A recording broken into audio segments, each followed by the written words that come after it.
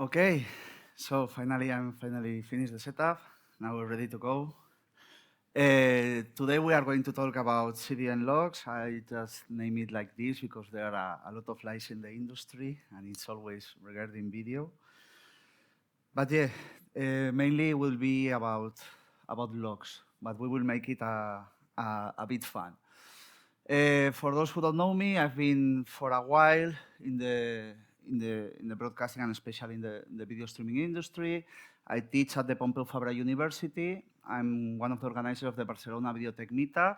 So if you ever come to Barcelona, you are more than invited. And if you want to give a talk there, just send me by email. I support the best football club in the world, which is Football Club Barcelona. And I love music. I have a huge collection of vinyls and also another collection of all retro video games.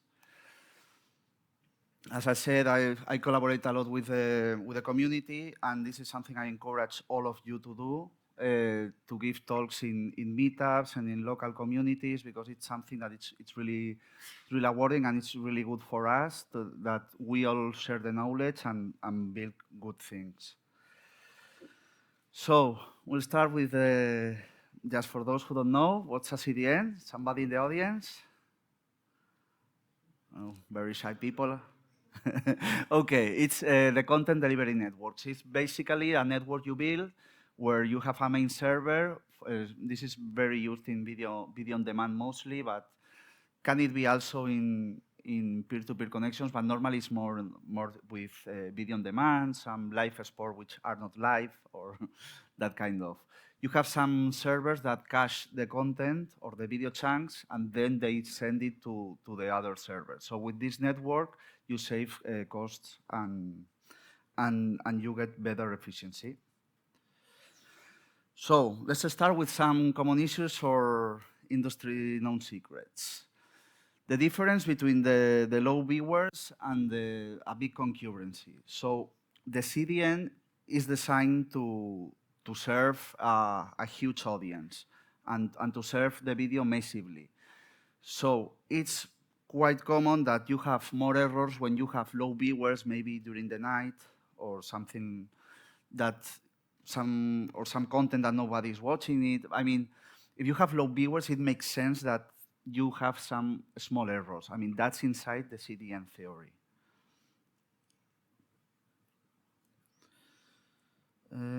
Oh, this was a video, but it's not playing.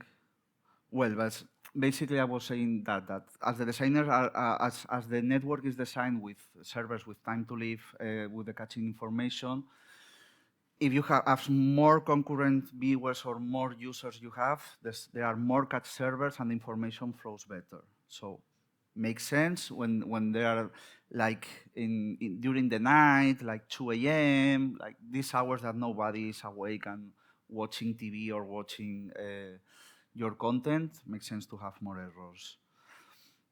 Regarding with this, the hourly daytime pattern issue, sometimes we see a lot of startup errors, exit before video start errors, just at concrete hour or daytime. Even sometimes same day of the week. So what does that mean? That the problem is on you full.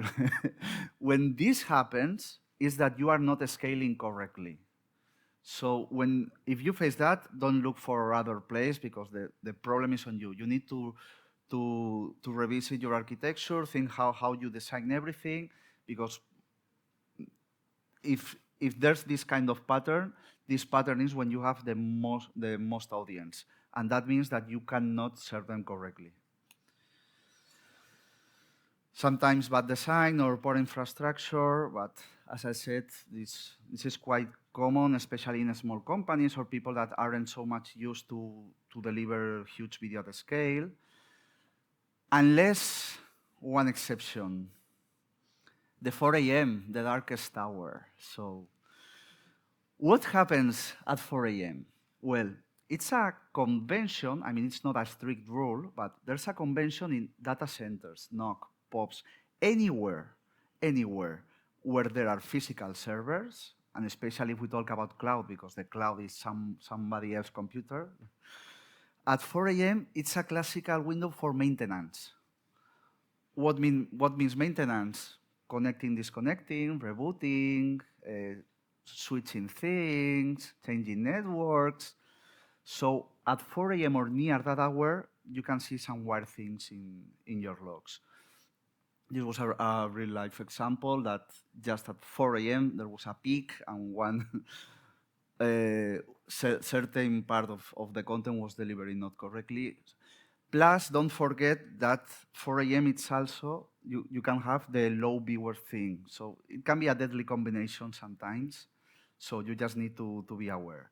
And I have an anecdote with this. Is the first time I did this talk, after the talk, we were having beers and one sales guy from a big CDN supplier in the world, top 5, with the beer, he came like, Javi, you were right. We run some backups at the first Monday of the month at 4 a.m. and it breaks everything. Like, we don't know why. So yeah, this is true. And especially in the local time zone, remember, like this is not if you are the user at 4 a.m. No, like where the server is at that country at that daytime, 4 a.m. can happen strange things. More tips, the distance matters. We always, one of the lies in this industry is about connectivity. Everybody says, yeah, everything is so fast, we have 5G, we have, distance still matters. And this is especially important when you run a CDN.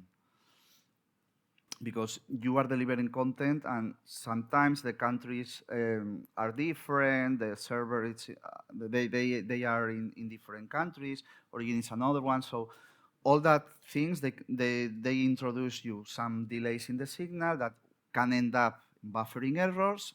What mean buffering errors? Stall video errors. One of the truths of the industry, don't trust never your ISPs. The internet services providers. Raise your hand if you struggle sometime with an ISP. They always lie. So normally they don't fail, but the day they fail, it's really tricky. You have everything perfectly settled. You did a really huge work. You are monitoring everything. And then you find strange issues that you really don't know what's happening, and at a certain point you have the guessing that it's on the ISP.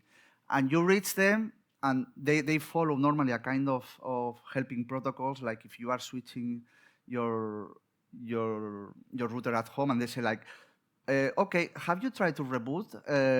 They will start doing like a lot of battery questions, and then they will reach you to a higher level, and until they fix it, it will be really bad. So their first answer is always that they are not wrong, but if you are really pretty sure, they are always lying. So mail them as fast as possible, because it's also a problem with ISPs. Normally they are big telcos, they don't solve things fast. So if you have the guessing of them, mail them directly. Don't lose any time. Now let's go into how I recommend my approach, but I think this is more like in the industry, like how the things should be in an ideal world. So I've called the 10 CDN commandments in a homage to Notorious B.I.G., rest in peace, Christopher Wallace. The first of all, always be redundancy. Because if you have good alarms, you are monitoring the CDN, so what comes next if something gets wrong? The solution. So most important, and I think some of the tips I'm going to give, they go even beyond CDNs and are more into the IT world where you have a lot of servers. So you need always to be redundant, because if you see some place where something is broke, you just can switch quickly and fix in the meantime. The second, multi-CDN configuration. Don't put all your eggs in the same tortilla. So it can be slightly a bit more costly, but if you have several CDN providers, or even if you have your own CDN, you can ask another provider to serve part of your traffic too. Why? Because as I was explaining, if there's some error with one of them, you just can change the load balancing, and you take that CDN out of the mix, and you keep delivering with the other two. Maybe it's not the most optimistical solution because those other two, they don't serve pretty well to certain regions or certain devices or whatever, but at least in terms of business, you are still delivering the video to your users. Because the final users, they don't understand when they click or they put play and it's not working. They don't understand that. So we need to avoid that. Another thing is we always think about setting good alarms. But what is a good alarm? So there's a bad practice, and I'm one that I've been doing it bad in the past. That is to put all the alarms at the same level, like you send, for example, some emails, and sometimes they are just known alarms, or sometimes it's just information, and it's not an alarm, like, I won't take attention. So this is a mistake, and we never do it correctly. So I come with two solutions which might sound obvious, but we always tend to forget, so I'm just reminding. First, establish alarm levels. What is information? What is the bug? What is warning? What is error?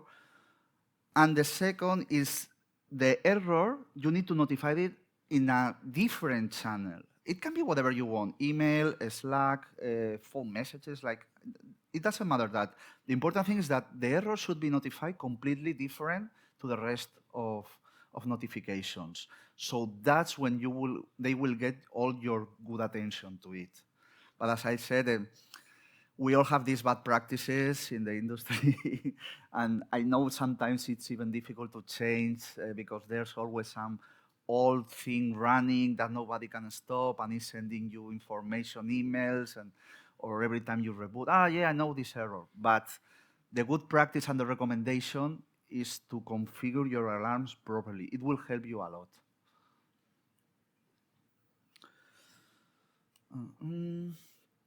So another thing, test everything, even production environment. So obviously, and as I said, there are some tips here that go beyond CDNs, but especially with CDN, you need to have everything properly settled. So everything ending with the word test, unit test, smoke test, stress test, run integration test, like anything you can imagine, if you have it, run it before the deploys. And there's other thing that I've seen a lot in the industry that nobody tests the production environment, is that you have that environment already there, so you just deploy there, but you never try to test it or even to have the possibility of redundancy to switch off production and go into other place, so you can test it in that production environment. I don't know. I think that we are very lazy in the industry, so when production runs well, okay, just merge the pull request and run it. But sometimes we should even test the production environment. And obviously, the Big Bag Bunny, your interns should start using it, and if they are not, you are late, like putting the video to them to start generating the big trauma in the industry. So those were the first 5. Now we'll go on with 5 more. First one, synthetic monitoring, real user monitoring, or both? A lot of people ask me this question. I've been being user of real user monitoring. I've been working in a synthetic monitoring company. My real answer is that it depends on the budget. How much do you have and how much do you want to spend? Like, obviously, if you are like a big player in the industry, you work with a lot of CDNs, the big ones, normally they do both. In case you have to choose one, I will go rather for the real user monitoring. Why? Because for those who don't know, sorry, synthetic monitoring is when you try to emulate the calls to the video files or the chunks, and you get an HTTP response and you can analyze it. Like not even sometimes downloading fully the chunks or just downloading a small part. Like that's why it's called synthetic monitoring. And the real user monitoring are the companies that have this kind of plugin, or you can do it by yourself, that you develop a plugin that you put in the browser, so you get the info from the final user of your service. If I have to choose one, that's why I would go with the real user monitoring. Why? Because not only to make happy the marketing teams and all people that want to have all the insights from the user profile, just because it's the point where the video is finally delivered. So if you don't have budget for both, you will get maybe more interesting information in the real user monitoring. Even sometimes you will miss some good information on the CDN. If I have to choose only one, I would go with real user monitoring. If you have good budget, or maybe you are you serve the technology and you have clients who pay for that, then just put both, so you will sleep. You will sleep better. And now I'm making like a small break inside the CDN commandments.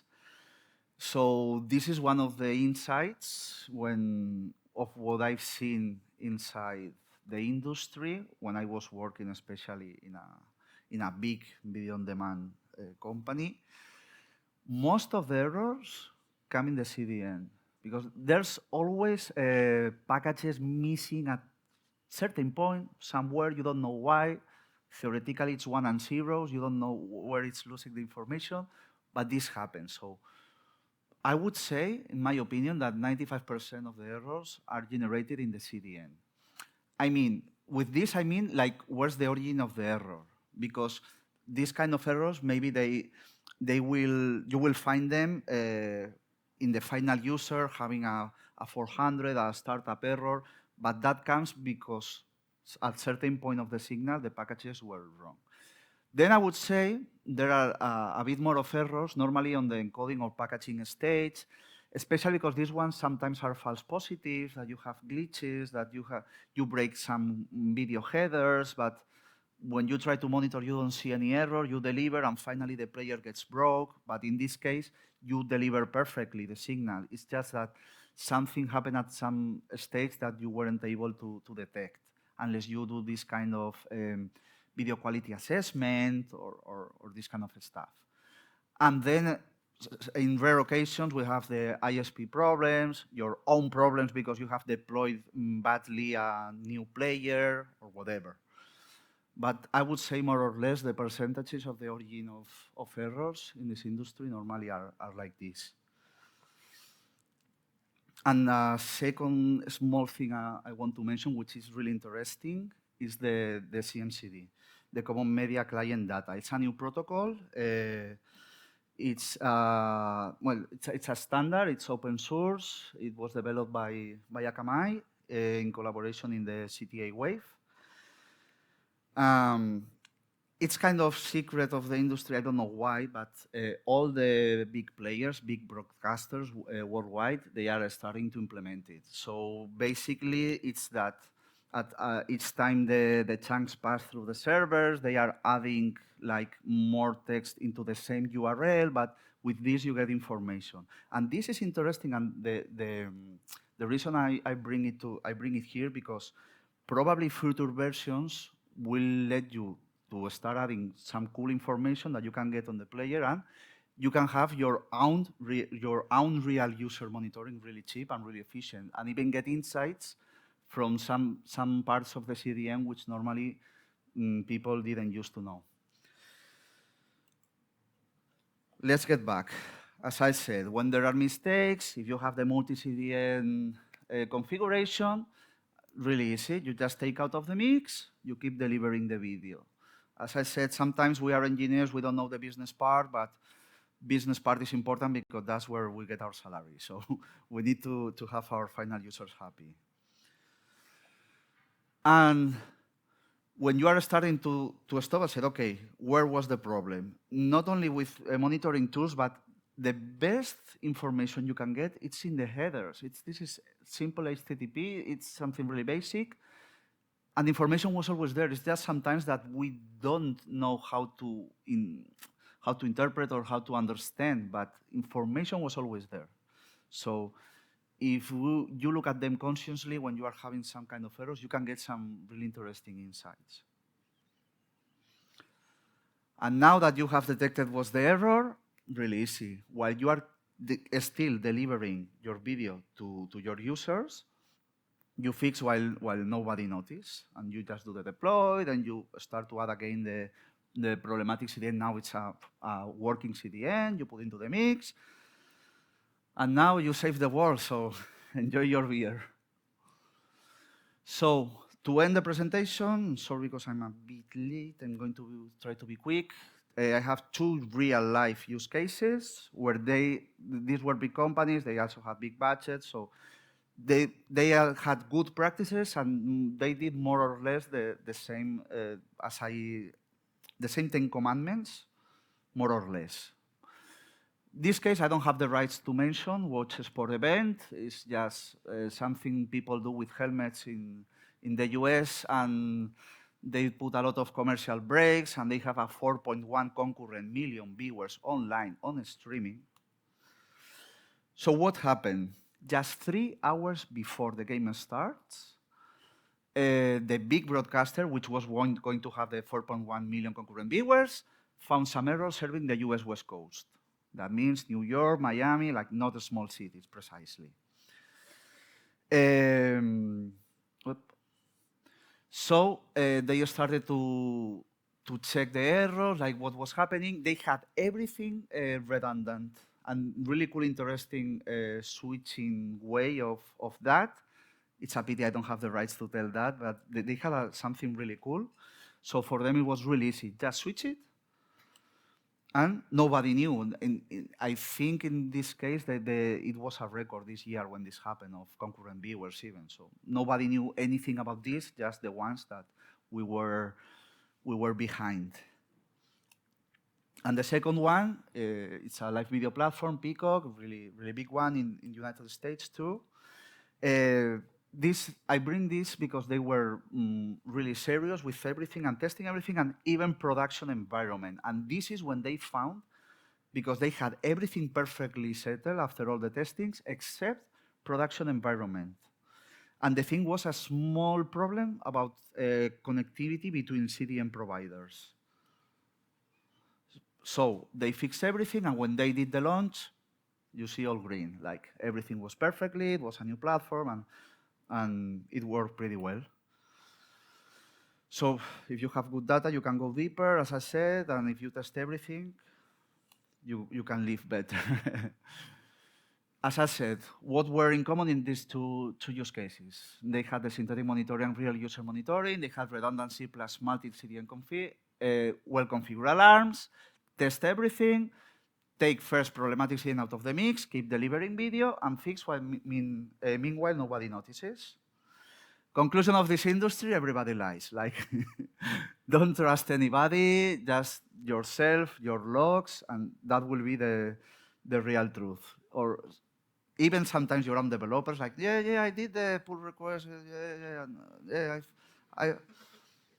I've checked there's no bug, I've run the test. Like, everybody lies, so just to be aware of everything, try to have everything, all your alarms were well settled, check all the production, test everything, and that's it. And the classical slide, but I'm giving it a twist, because rather than hiring, I'm open to opportunities. So if you hear about anything, just tell me later. Thank you all.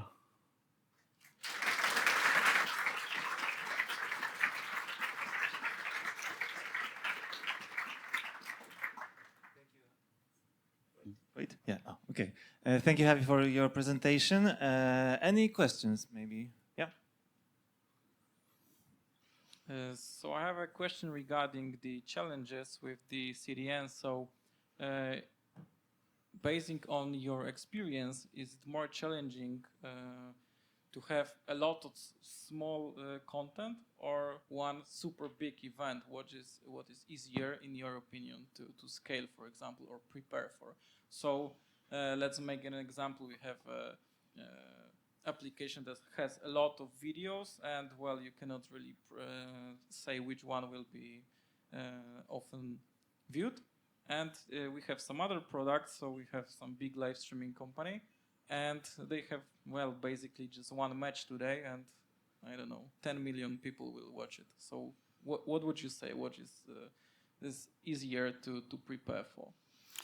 I think, well, if we think just mathematically, obviously it's the big one because you just need to test everything, have everything switched, everything redundant, test everything. But even that, like I was in a meetup remotely for Montevideo, and one guy he talked about how they were doing live streaming of the Qatar World Cup, and they had a problem like 30 minutes before the match starting, everything went black.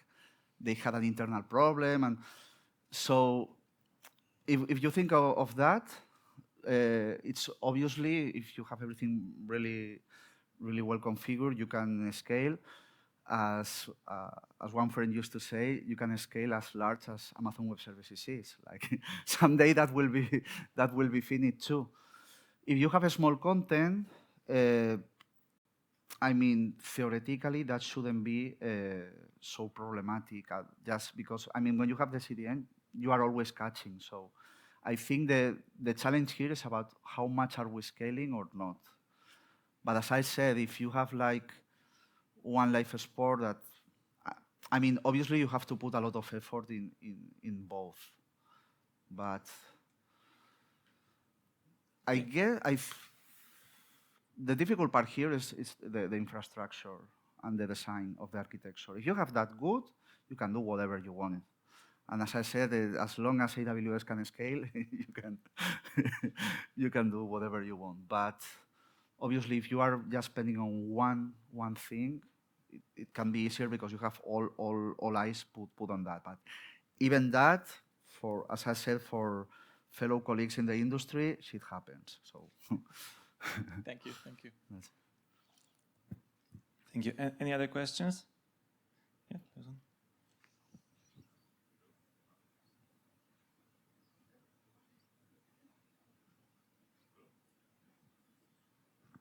Another one? Okay. So firstly, thank you for your presentation. Very cool material. And I wanted to ask you about testing because you mentioned that it's very important to test our CDNs. But how would you approach testing CDN when you are using an external provider?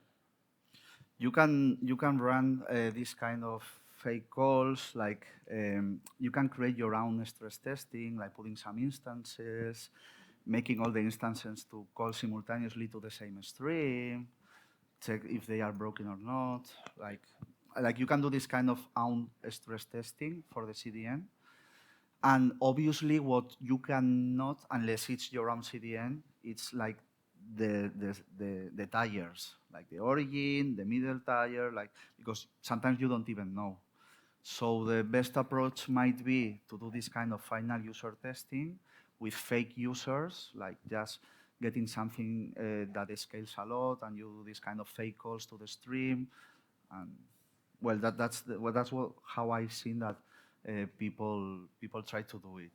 And also, if you have like virtual machines, that can also help because you can test several regions, and with the same approach. Like I would say that for testing CDN performance of providers, I would go with stress testing. Okay, thank you.